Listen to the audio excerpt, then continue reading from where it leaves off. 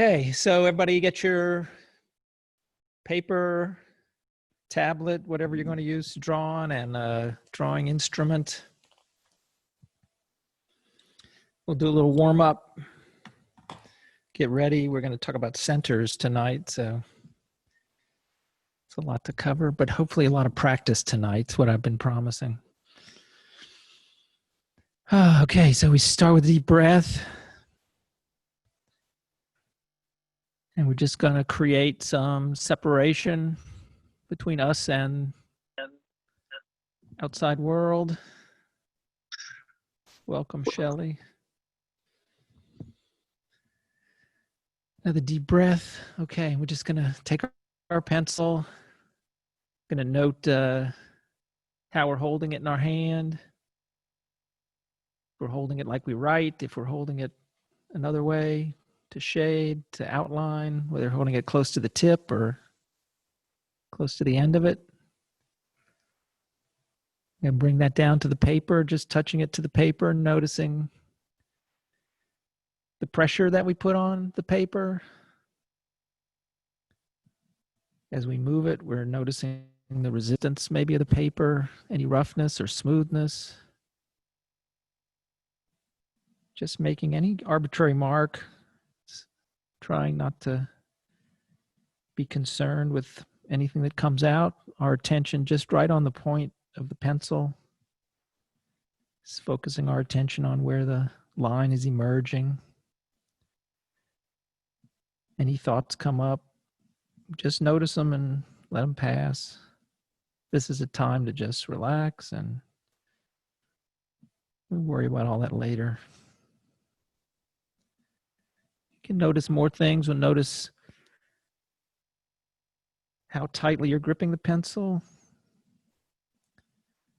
Then you can start to notice your wrist. Is your wrist turning? Or maybe there's your elbow. Maybe you're drawing from the elbow and it's rotating. Is your elbow elevated, or is it resting on the desk or on your lap?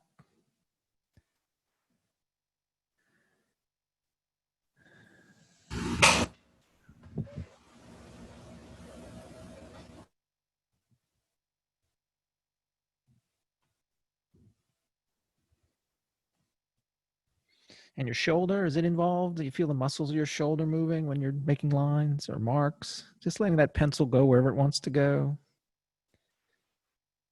Your attention right on the point. If your attention drifts, just bring it right back to the point of that pencil. Yeah, and have fun with it. See if you're checking, see if you're having fun. Should be fun. Just making marks. It's like you have the permission just to make some marks. They don't have to look like anything. They don't have to represent anything. They can just be marks on the paper. If you're worried about the cost, just use some scrap paper.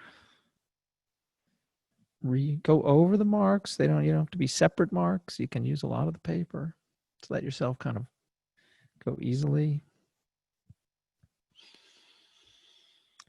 Yeah, and I'm thinking about your shoulder. Now think about your back, your hips, and where you're making contact with the chair. How does that feel? Is that comfortable? Make it comfortable. See all that's working together. Your feet on the ground, your legs and your hips all kind of supporting that arm, supporting that wrist. Bring it all back to the point of the pencil.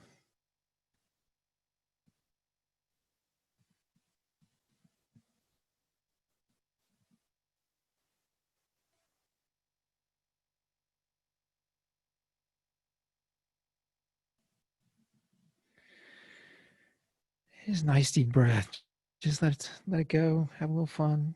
Get your arm warmed up. Get your hand warmed up. Notice the speed you're drawing. Are you moving along deliberately, slowly? Or are you going quickly? You can vary that.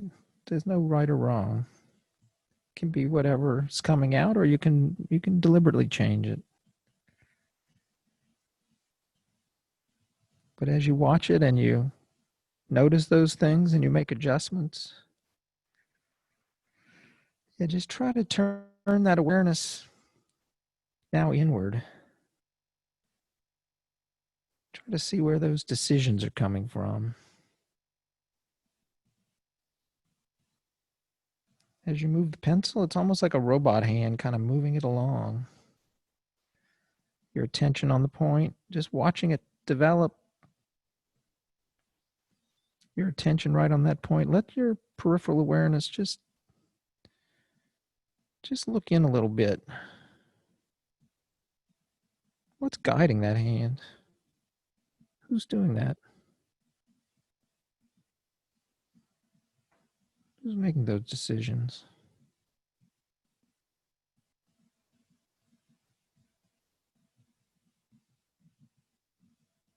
It's kind of amazing. Shapes develop and marks develop almost on their own. What's controlling that? What's guiding that?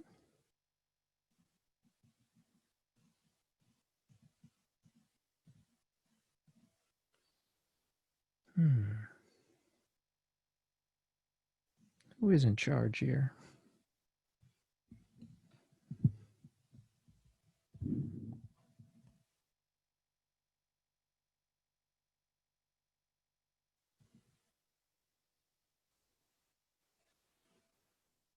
Okay, so I have a second exercise I'm going to bring in right away so we can keep going, and then I'll start in on some chatter. But I'll have another one for you to do while it's going on. Okay, so this is very similar to the first one. It's not different, really different at all, except that I'm going to direct you a little bit more, give you a little more structure. So this time when you begin, you maybe start in a new spot, lift up your pencil, and you're going to put it down in that kind of cosmogenic moment we talked about where the drawing starts. You put it down, and then I want you to just develop from that point outward in a kind of all around that point.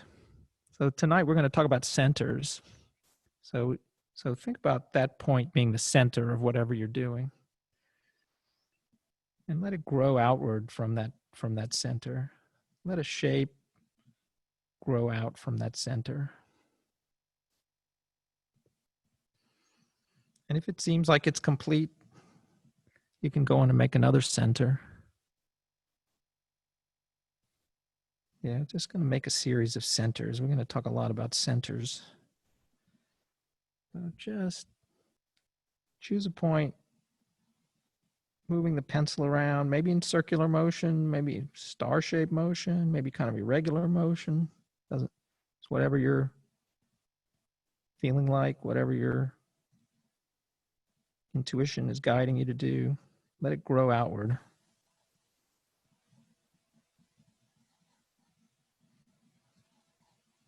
Till it seems to have some sense of completeness. It can be any size.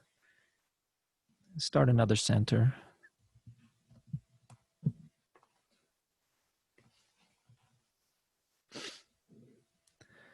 Okay, yeah, so tonight I'm going to continue with Christopher Alexander. And I'm going to talk about, we talked a little bit about wholeness last time, so I'm going to bring that picture back up just so. I'm going to have to share my screen. I'm going to put some pictures up.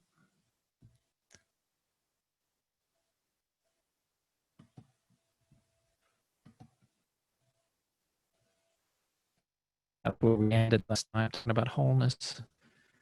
And it got a little confused at the end when I went back to the tape. I called the replay official to look back at the tape. And, but we agreement, although not 100% degree of wholeness, we were talking about how to decide under Christopher terms which card had more wholeness to it. Just didn't look at.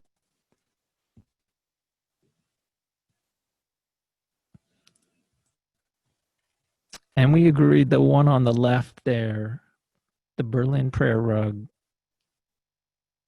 was a better image of our true self, which is the question that Christopher Alexander asks you. Carpets, which one mirrors yourself? Which is a strange question, but we talked about it a little more. In the sense that any drawing you make is a reflection of yourself, because the come out on the paper just like you're doing when you improvise in the warm-ups. You can ask about the carpets, which one is mirroring myself? And one reason that Christopher Alexander gave for choosing, because he's trying to establish that I showed you the kind of a quantitative, almost scientific way of defining this property of wholeness, this kind of thing that we seek for in design and ourselves and the way we live, this kind of property of wholeness. He's trying, it's one thing that makes his work interesting. And one of the conditions he uses is something called centers. That's how I'll define more. So he says that the carpet on the left has more interlocked centers. And it does kind of appear on the right, if you think of a center as a kind of like this, like the center of one of these medallions, that it's got more. So it takes a little explaining about centers to understand how the one on the left actually has more centers. But one thing you can notice is here and the spaces are more regular, and the spaces and the edges and the little places around on the left of them, that's one of the keys to centers. So let me go into that a little bit.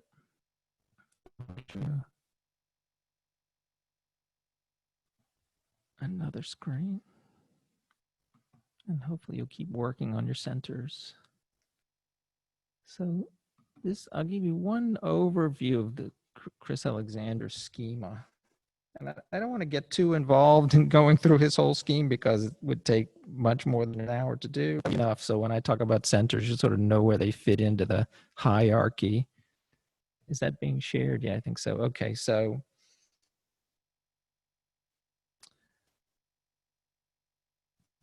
objects having life to them, which is kind of mostly all of the terms he uses really we're very familiar with. He's just trying to put terminology. So if you go to a station, you know, it feels different than go into a museum or into, and that difference, when you compare the difference, it's sort of which one you could say that thing that you're sensing is life in something. So when you look at a work of art and it lists, or you don't like it so much, you can talk about the life that's in it. And he says that the artworks and the places that we go that seem really special have a lot of this. A lot. So sometimes we say a life in it. That arises from the wholeness. And again, these are his definitions, but they're very general. He tries to make very general. Too deep in explaining it, but in going through all of the ideas about the properties in the next week or so, we'll get it better defined. Diffuse the concepts at the moment, but I'm just giving you the structure. We'll get there. It's a little less. Anyway, so the wholeness. You just have the sense when you're drawing these centers, and you get to the point where it's done and I'm ready to go to the next one. There's a sense of wholeness. There's a sense of completeness. There's a sense of doneness. And the more live things have more complete wholeness and wholeness. And the building, yeah. I just had a lot of trouble hearing you because of the static, like there's a lot of static noise coming out of it. I'm not sure whether it's just happened to me. I don't know whether what. Hearing a lot of static too, Joan. Yeah, it's coming through for me also. Okay. Let me turn off the video.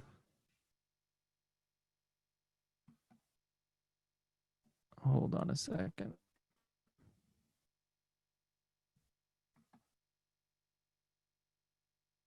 Okay, I'm going to turn my video off. Maybe that'll give a little more bandwidth.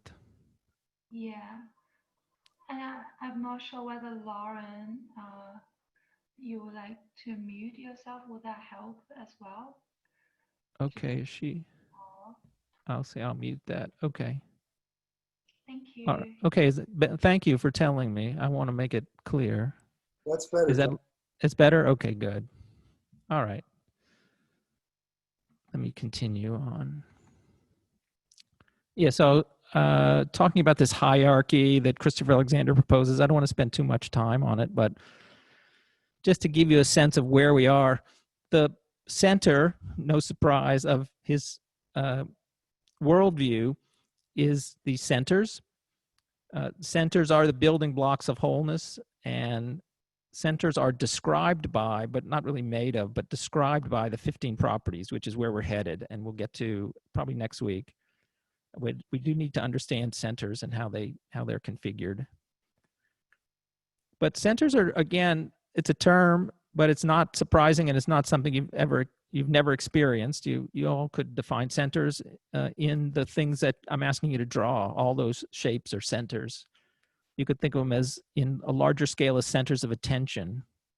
When you go to a place, your eye is drawn to something, that's a center. Sometimes that center is surrounded by other things that help enhance it, or centers. So it's in fact a recursive definition, and you'll find the center defined as centers, which, again, hopefully not too confusing, but we're going to go into details. Okay, so here are some properties of centers if we want to try to describe them. Right? Centers have life. So we can talk about centers in terms of their liveliness. So we can talk about centers in terms of, how we feel when we see them, how we feel when we're in them, or the kind of conditions that they give us. Yeah, I'll put all these slides up so you don't have to worry about writing all this down. And I'll put them with the class notes. But you can write them down if you like, but just so if you want to keep working on your drawing. Okay, another thing about a center is that the life of one center can intensify the life of another center. So, in fact, centers are made of centers. It's a recursive definition. And he says that this may seem confusing, but it's in fact this recursion at different levels of scale that is the way we understand centers. That small things work together to make bigger things, and bigger things work together to make bigger things. Of life in each center at each level contributes to the overall degree of life built. So the final one is a structure, whatever's being built, gets its life from the density and intensity of its centers. You could see all the little parts sum up, and all how lively and how attractive each center is contributes to that quality of the structure. Okay, and that's all my theory. Now we're gonna do a little looking, which I know everybody enjoy a little more. Okay, so here's a little piece. Oh, I gotta share it. Sorry, my bad. Keep forgetting I have to share. Okay. Oh, I want to show you one more thing. This one. Okay, so everybody see that? All right, so these kind of puzzles float around on the internet. Like, somebody will put it up on Facebook. They'll show a picture like this, and they'll say, like, how many triangles do you see here? And then people will post, oh, I see 3 triangles. I see 6 triangles. How many triangles do you see here?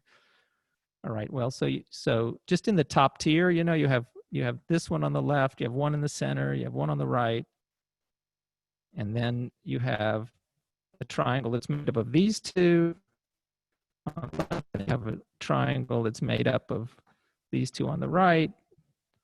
You have a triangle that's all 3 of the pieces together. That's so you can add them all up. And what you see is that one shape with many, many triangles in it. In fact, the answer is 18 in this one. There are 18 triangles. And this is kind of how centers work. They sit on each other and inside each other, and it pays to look at them this way. So now look at some.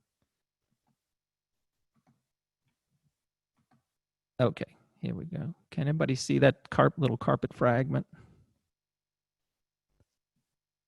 I'm just going to point out some. Okay, so I'm just going to diagram some of the centers here. Okay, so obviously this yellow diamond shape in the center is a center. This black margin around it is also a center. The black and yellow together are a center. The red space surrounding the triangle, surrounding the diamond is also a center. So this area is a center. So you can see it's made out of centers.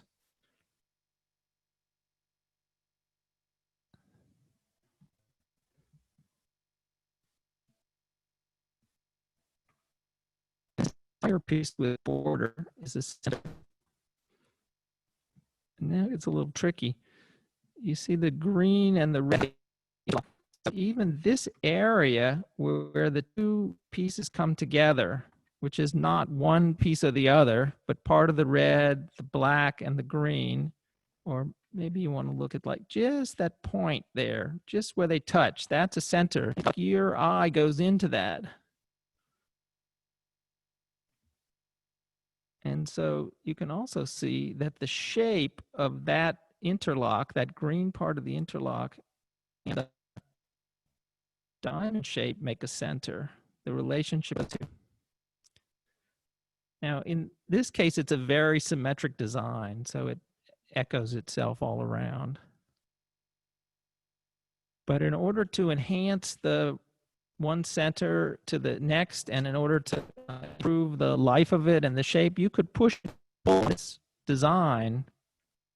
But if you push and pull on the green area, change the red area. And if you push the red area, you change the yellow area. So the centers themselves are all interlocked. One of the keys to understanding the definition that he gives is that the negative space is around something, in another case is positive space. And it's this to both the positive and negative spaces that really gives some power and some depth to the centers that to look at. Something you probably look at things this way a lot, but when you start to pay attention to this aspect of it, it kind of reframes the way you look at it. So again, this triangle will be a center, this whole center, and then the whole piece itself becomes a center. They're just hundreds and hundreds, look at it, built up into this one design.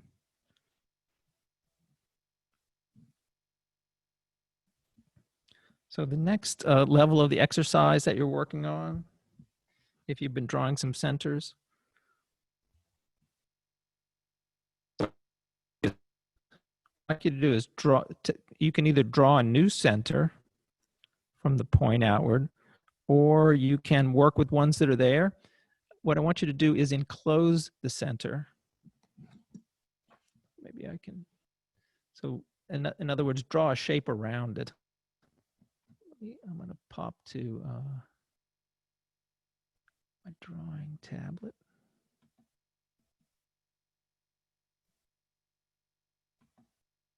There we go. Okay, now I got a screen. So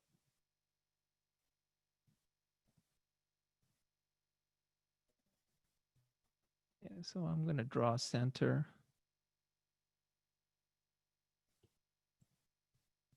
I'm going to put some wings on it.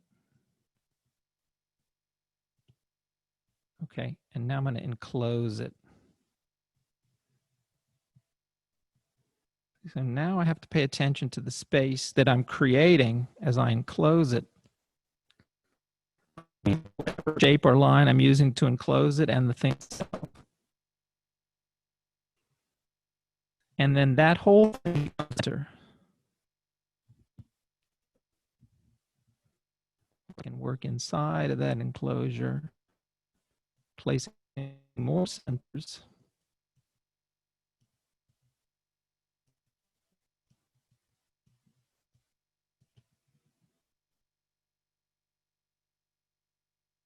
And then if I like, I can close the enclosure.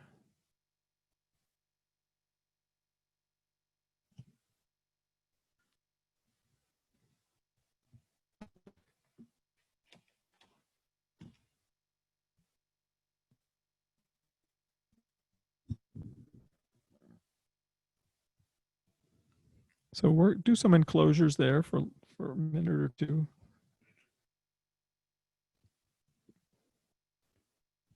So, I'm also taking this class called Buddhist Visual Literacy. And after class last week, when wholeness came out, and I was thinking about how to explain and talk about wholeness, and really thinking of it in terms that Chris Alexander lays out in his books. I went to this class on Buddhist visual literacy, and the question, what does awakening look like? And Buddhist art that was being shown was basically to find ways to picture wholeness, it turned out.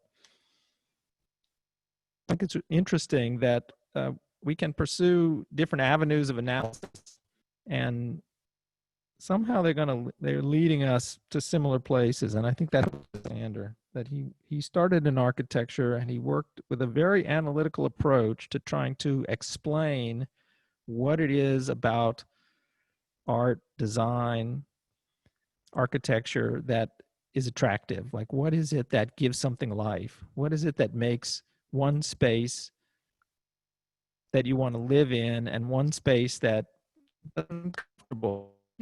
He really went on an analytical bent, and he did a lot of time, and the centers and wholeness are all part of that. But he eventually came to something, that thing that makes a drawing good, that thing that attracts us to work, that thing that guides our intuition, that thing that guides our drawing. He arrived at it via this method. So why study The Nature of Order, which is his book? Why is that of interest to us? If we want to go for this thing, there are really well-established routes, well-established contemplative practices that can take us there, that are a super highway. They've been studied for millennia. There are lots of guides. So what makes Christopher Alexander attractive? And certainly for me, his cosmology is based on and derived from a very careful observation and sensitivity to what he sees and the inner life that creates. So for an artist, to sensitivity to what you're seeing in the world and how it's translating to your inner experience is valuable, and he studied that very well.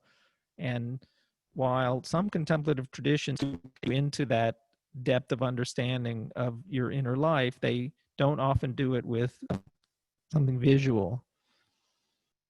They do a sensory approach, like the feeling of the breath, which is fine. They're all valid. I'm just saying, Chris Alexander is interesting to me for sure, and crowd that wants to draw. It does derive from the visual, and he gives us tools, and that's where we're getting to. We're getting to some of the tools that he gives us to, as he says, objectively analyze for wholeness images, but also I find that they're just great, general, well thought out design tools. So it's kind of a way to move through creating art with a sensitivity to contemplative side of practice, which is very similar, to drawing your own path. In drawing your own path, I really used and traditional ideas from meditation practices, especially Buddhist practices.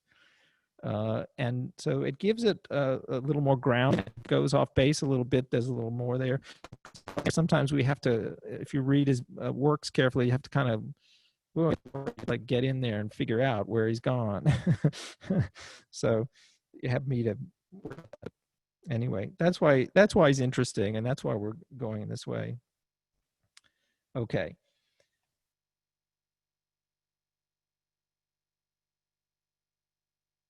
a couple of draw alongs.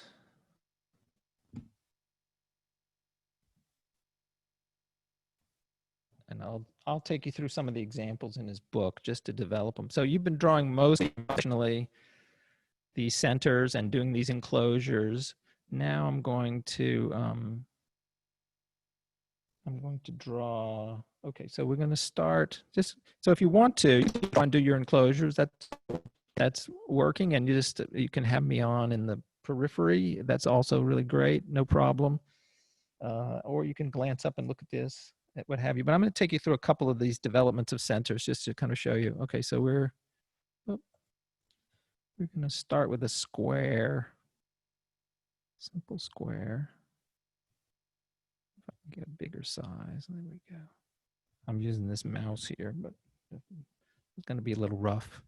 Okay, and then up, that's going to be the length of the square, and we're going to come kind of down to the center and back up. So we drew a square, but we drew the two sides of a V to the center of it.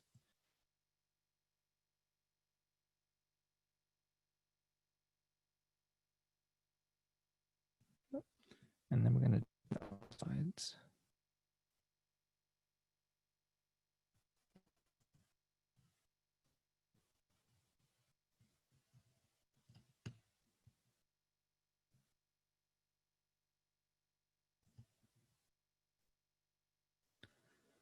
The thing to notice as it goes is that it starts simple. There's a square that can be a center, and then we add lines which themselves can be centers. Then the whole thing becomes a center. And the degree of life in it kind of increases as we go. Like it becomes more and more like a being, a living thing, as he describes. It gets more and more character. So I'm just going to do some fills, which you're welcome to do. Is it often symmetrical? Great question. For you, which I'll show you in a second. We're doing it symmetrically because he will talk a lot. We'll talk a lot about symmetry, and symmetry is important, and it's also easier to show the centers and the relationship between centers with symmetry. But no, at the best practice forms, it's not entirely symmetrical, and it doesn't require symmetry. Well, there is a certain amount of symmetry, but it doesn't require the whole picture to be symmetric at all. So yeah, it's a good question. And I'll show you in a second an image from art history that has a really nice set of centers that's not at all symmetrical. Okay, so then we'll just draw a couple more lines, just kind of give you draws out like this. So we extend one of the sides, and then we extend the V, and we extend the sides and extend the V.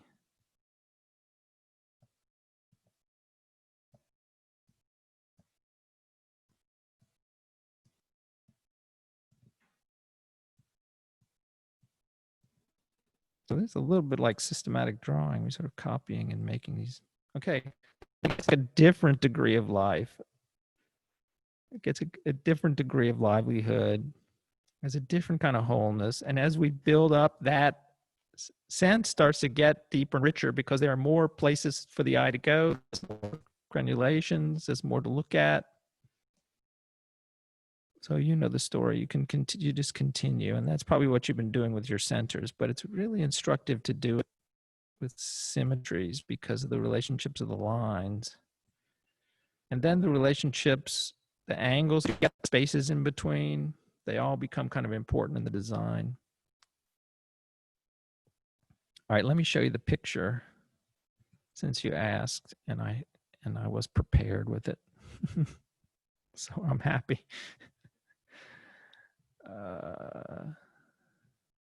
Where is it? Where is it? Hang on.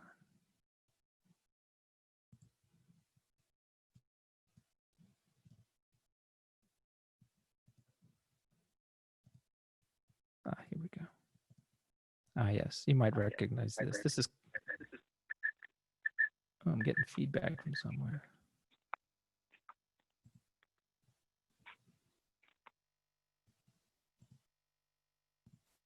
That's okay, that's better. Okay, yeah, you might recognize this. It's called The Dance from Matisse, early 20th century. And first of all, yeah, there's this beautiful sort of circular form, cycle form. This is a kind of incredible wholeness of movement. This kind of, and this is really that feeling that you get sort of when you talk about the recursion, when you talk about everything moving all together. Like this sense of motion is also itself a center. But then you have a center. There's a center here. There's a center here. There's a center here. There's centers all over. Centers here. The line between blue and the green is the center. So it's not that we didn't see them before. It's not that it's anything new necessarily in the picture, but it's a different way of organizing our thoughts about it. This is the center. We start to look at the relationships between centers and how all of this builds a center here. It's gorgeous, large center. So yeah, they have to be symmetric. But symmetry is a good place to start. The carpets are a good place to start because there's a lot about the interlock of the shapes that you'll see, like this area by the head and the hand, the way this interlocks together. That's much easier to pick up and understand in the symmetric drawings. And also their relationship, because you draw it 5, 6, 8 times when you draw it around symmetrical design, you start to see all the ways it can vary and all the ways changing it can change the life of the piece and the life of the center. Okay, so, oops, going on. Okay, let me get you to the next drawing that I want you to look at. All right, so here,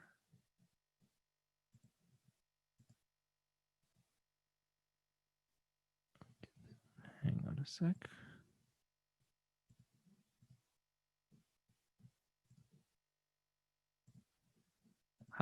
Okay, this is the drawing that we had that I was diagramming in the center in the beginning. Okay, so the next exercise is to draw some of this, to copy some of this. In fact, let me make it a little bit simpler if I can zoom in a little bit. Okay, let's just take that section because that's already, you can get these yellow parts.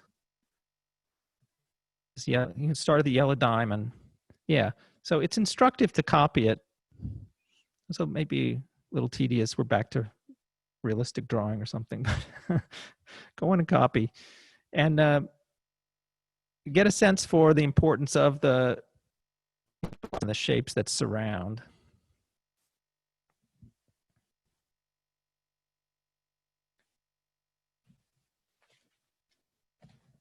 Okay, and while you're doing that, I'm going to information that he says about the carpets and the design. He really has to say about what these Sufi carpet masters were up to.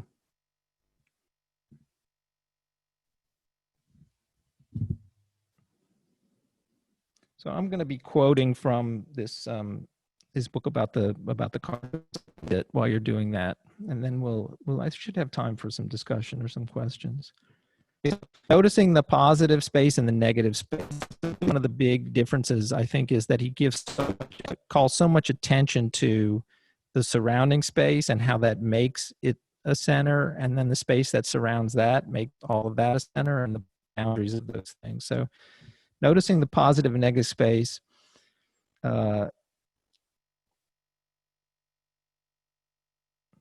he says, is there an unexplainable, some sort of ineffable wisdom being transmitted in the viewing of these shapes, and further in the perfecting of copying them, and still more in creating them?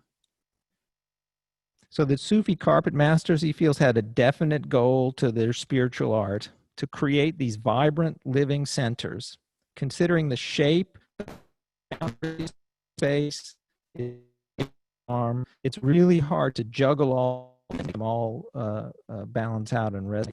So the essence of the creative task, he says, is to create one center, says we need not say many centers, because since one center, by definition, recursive definition, contains many, one center requires more centers to define and strengthen it, which require more, until the whole emerges.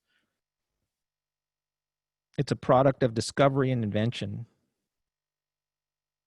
He thinks that we should look at the successful patterns in the carpets, and the successful pattern in any artifact. If you think about history of painting, if you look at an artist's career and over millennia, how patterns have persisted. The patterns that are durable, that we see over time, and that have developed through many cultures, because of this quality of the wholeness. And he feels they're remarkable for having survived. And we should treat the carpet fragments that way, that these sort of thing stay on because they resonate deeply within us. They to us about how, well, about ourselves or how we fit into the world. So why did the traditional weavers rely on these known designs? But why does any artist rely on something that works? Well, you get to a point and something's working. Why do you see a style develop? Well, this is not easily found. Like you're working and working as an artist, and sometimes this piece is good. This is working now. That's and we can just define it that way. And it's not that easily found, and really profound ones are not easily found to work. So that people stay with them. What happened with the carpets, as he documents after about 200 or 300 years of sort of very high level practice, was that they became quantities, and the understanding of the relationship of the shape to the shape, or the shape to a boundary, or the shape to was less well understood. And also, this is very time consuming. As you probably notice in drawing all the little crenulations, it takes a while to get balance. And people tended to simplify the designs. And so he documents the degradation of the wholeness of the carpets as that registers, and the attention to the precise shapes. The knowledge sort of gets lost.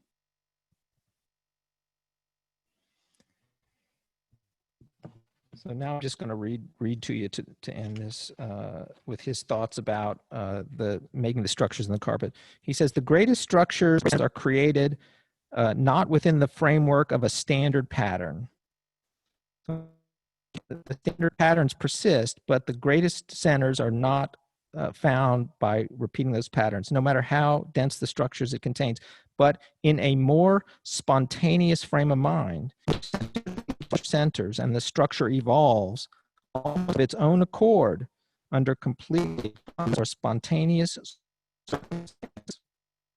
Under these circumstances, it's not thought out. It springs into existence more spontaneously during the process made. So for me, great definition of improvisation, and a great kind of glimpse into his ideas about creativity, where it comes from. He says, of course, this process, the one he just described, corresponds more closely to the conditions under which a carpet is actually woven, since working row by row, knot by knot, and having to create the design as it goes along without ever being able to see the whole finished piece until the carpet is done, this condition, which is the same if one's making a painting or drawing, we're working on a small part, but we don't really know how it's going to read till we step back. This condition, which would seem to place such constraint and difficulty on the act of creation, is, in fact, just the circumstance in which the spontaneous, unconscious knowledge of the maker is most easily released from the domination of thought, and thus allows itself most easily to create the deepest centers of all. Of not knowing, moving forward, and using our intuition and spontaneity. What Alexander's saying is that, brings us to our greatest works. Of course, that takes, as we discussed before, 15 years or so of training to become a master carpet maker.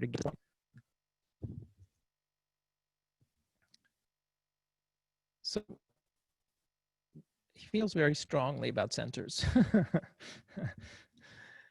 and why they're important. And we're going to look at next week the 15 properties used to describe centers. So we'll talk about, not only we'll talk about the symmetry, we'll talk about the interlock, we'll talk about lots of qualities that we can use. And even if we don't buy into the worldview and the framework of centers, the 15 properties are quite useful to look at any design, and to look at I found to look at my own design with the 15 properties is giving me ways to deepen, to add threads of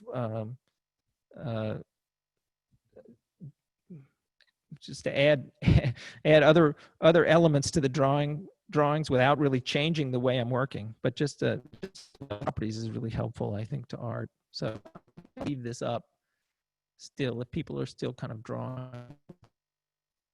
But we have a few minutes. I left a little time. So it's been a little bit theoretical and a little bit information heavy for a couple of weeks, although hopefully you had some drawing time. And next week we'll do a lot more practice with each of the properties. So we'll try to do some little sketching or some exercise with each of the properties, and a lot more. If anybody has any thoughts or questions about centers or wholeness, about yeah, let's hear.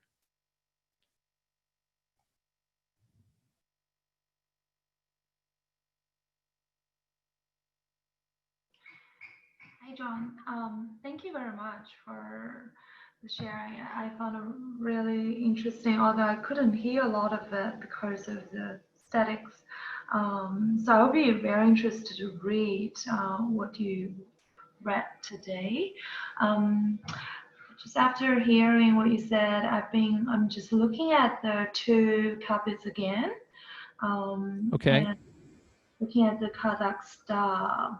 And to me, it seems that there are quite a few nice, really nice centers, and it was detailed, quite drawn me in. But then there seems that what is lacking for me is that this positive, negative space integration. It seems that these centers they don't hold together. They don't. There's no wholeness in that. It's rather like separate fragments. That's just how I felt. Yeah, it'd be interesting to see it again after we have this workshop. Okay. Yeah, I appreciate your comments, and I'm sorry if the sound is bad. Let me. You have done your best. Yeah, thank you.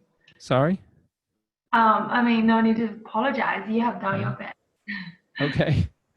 Let me put the carpets up again because I like your commentary. That's the two carpets. So what you're saying, I think, is that on the Kazakh star, you see these centers, but they seem to be more separate. They're not as integrated, I think, as you see in these areas where you have the interlocked colors. Is that? Yeah. I think. Okay. I think that there's a sense of wholeness that you get from this big interlock and from the darkness. Is called void, and certainly the rug has a large sense of this black area. It's like the void, and you don't have anything like the void in the Kazakh. In fact, it seems to all be more or less on the same plane. There's less of a spatial depth except this white area. You can't quite tell if it's going in or out. It's kind of on the same plane. So I think that's a good commentary on it.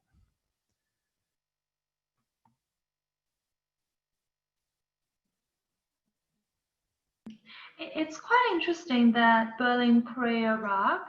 I mean, there's a lot of centers you can look at, but for me, the top part, like it almost look like this flower top, flower bud, and then there's a very strong orange background. I kind of want to. I would be curious to see why they have created this specific shape that they think is more center. I kind of feel maybe there's actually even maybe there's a way to even make it a more wholesome to the left one. Maybe I'm just not seeing it right or something lacking in how I see it.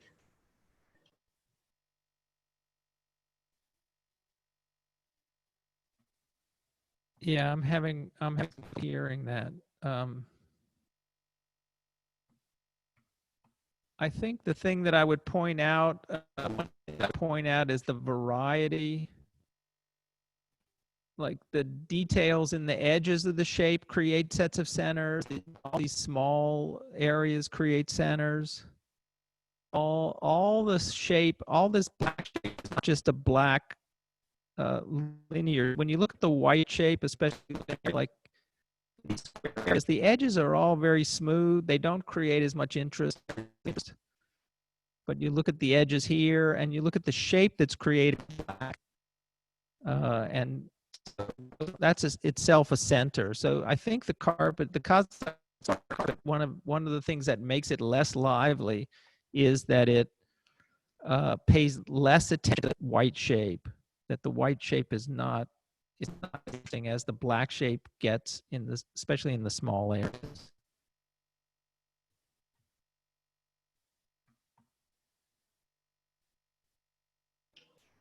Yes, very interesting to hear you point out even the edge of it. I haven't noticed that previously. Hmm.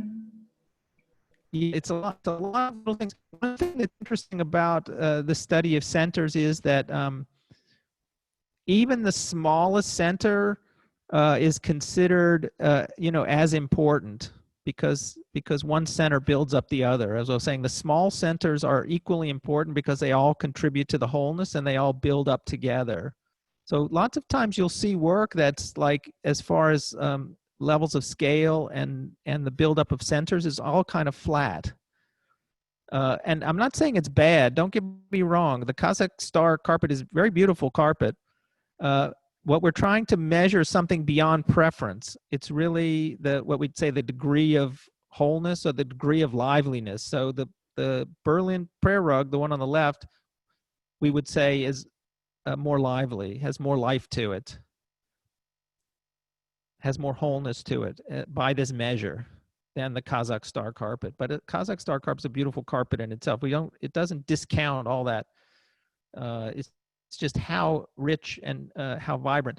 I was going to ask people, like, do you remember an experience when you've seen a work of art, when you're really a lot of artists have that experience, when the first time that you really got it, like you really had a strong reaction to a certain piece that showed you that the painting was more than just a picture of something.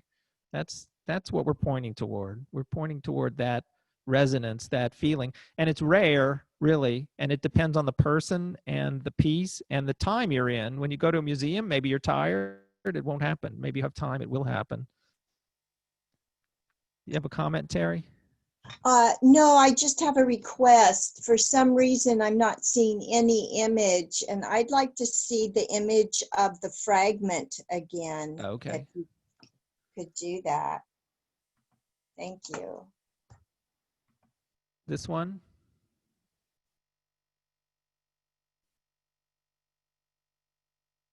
Is that the one you want, Terry? Sorry.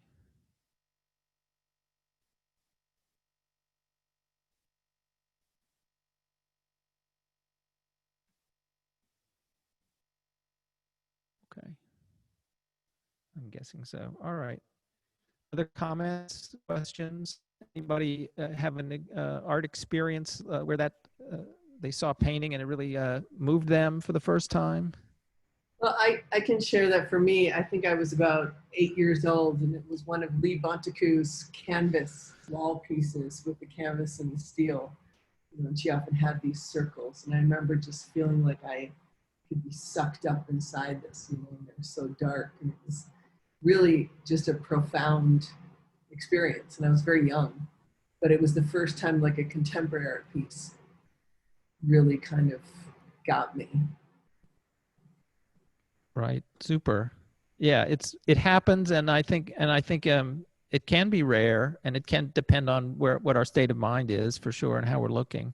But it's this Yeah. quality that he tries to measure with this analysis, and he starts. We're starting in a lot of carpets and a lot of symmetry, which is where his idea about it grew out. It's a limited field, but it does apply. It does apply more broadly.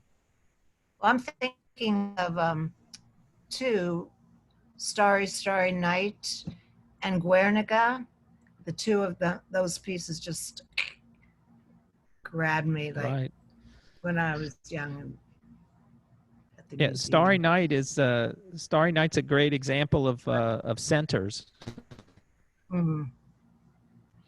All of those swirling spots in the sky and their relationship to each other and the space in between them are all these very strong centers. Mhm. So see, as we go through and we look at the properties of centers and ways to describe them, if his analysis is useful for us, and if it helps us make work that applying some of these properties or looking for some of these properties in our own work, our own drawing practice, if it gives more life to our drawings, and hopefully we'll get some feedback from everyone if that's true. And say, well, what if we get if we're drawing and we're doing the drawing your own path practice, and we're just kind of letting ourselves go, and we're drawing things, and we start to apply these properties, is that going to interfere with that practice? Is it going to get in the way? And the answer is no, for a couple reasons. Because we can just use mindfulness in that practice. We can just see if it's causing interference as we're going, and go, or just pay attention to where the interference is coming from. And the other is, there's nothing wrong with doing exercises the way we do. We can do an exercise in one of the properties, like one of the properties. We'll do an exercise and just draw good shapes. And that's if you choose to draw something realistic. You can pick an object of meditation. The object of meditation in this case would be the property, and make drawings about it. Yeah, experience.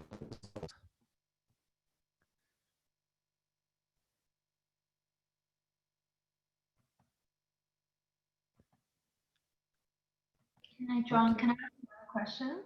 Sure. About the center, the composition of the center, I feel a bit of incompetent on that. Like, it's symmetrical and it seems quite complicated. It's funny, like now after the session, I'm feeling almost a bit worried. Oh, how I'm going to place these different centers that kind of look all pieced together in one wholesome drawing. And it seems there's really no obvious rules that how the centers composites positioned to each other. That looks Right. I think you'll be more comfortable. I understand that you'll be more comfortable, I think, when we go through the properties of the centers, the 15 properties of the centers. That'll give you about how they'll work. But like I say, he tries to define something very general and down to some practical rules for our drawing practice. But he involves contemplative stance, and also kind of really trying to define creativity. So that's why it's interesting to us. But yeah, I can understand that it might be confusing. I'm sorry about that. It's all right. I'll just try to ride with my anxiety for now.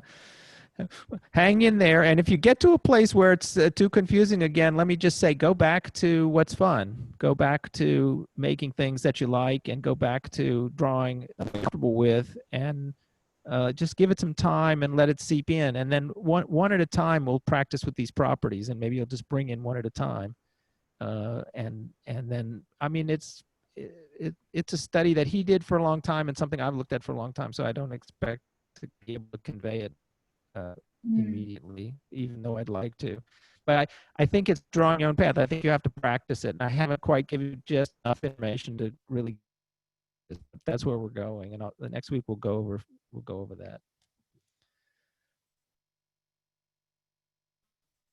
Well, I don't want to. People have. I want to be respectful of the time.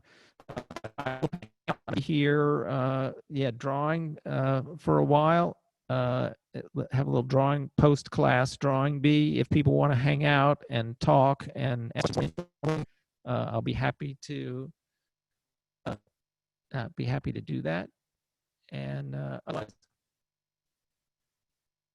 I want to thank everybody for coming. It's great to have a crowd, and I appreciate you being here. It helps me learn this and get prepared for the class and go more deeply into the material. So I appreciate you being here.